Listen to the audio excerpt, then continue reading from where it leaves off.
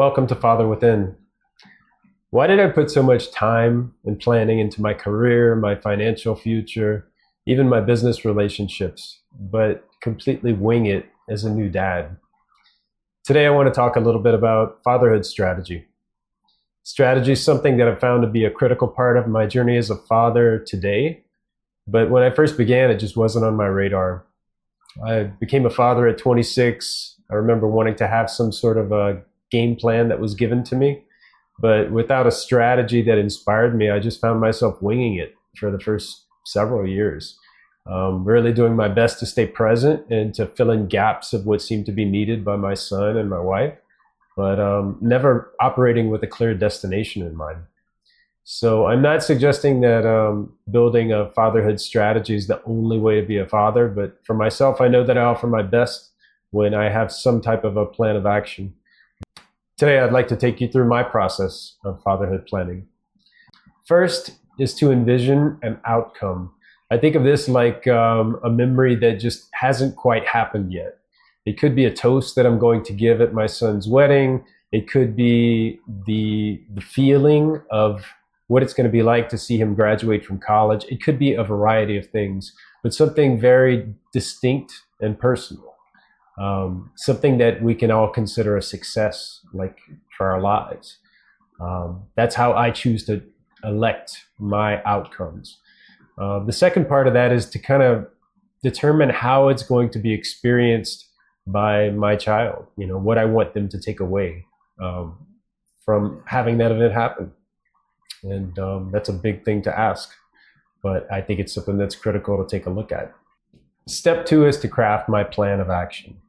This is basically a strategy that involves looking at two main areas. One are plans, which are things that I kind of look at as things I put on the calendar, things to expect at a specific time in life.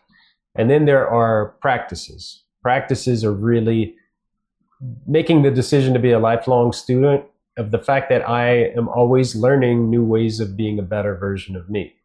And so many of the things I will need to make my vision happen involve improving my communication skills, improving my ability to listen really well to what the little person is saying. All of these sort of things that I know will dramatically change how that relationship looks. So really crafting my own strategy for how I am improving myself relative to this vision is something that I keep close. And it kind of goes in with creating these plans, which can be around birthdays and celebrations and rites of passage, but really looking at what I'm doing to offer a little bit more in the process. Step 3, I commit. So if I'm actually serious about my vision, then I know that I must prioritize my plan and my practice above other areas in my life. So my commitment falls into the area of what I am committing to do, which I typically write out, and also what I'm committing to not do. Generally, everything in life takes some space, some time and energy to keep it moving forward. So crafting a really good agreement for myself about what I'm not going to do is key. The last part of that is really just to say it out loud, to actually hear myself say it and agree to it. And that's the biggest part of my commitment process. Step 4 is around reminders. I can be very forgetful. Things in life have a way of creeping into my vision and just kind of dismantling it. So I like to put lots of reminders around the house. Little messages, little notes. Sometimes I'll have some reminders on my phone. I use whatever means necessary. I also use some of my closer friends as reminders as well. I give them permission to hold me accountable. And those people know what I'm trying to do. So it's good to have that sort of reminder out in the world.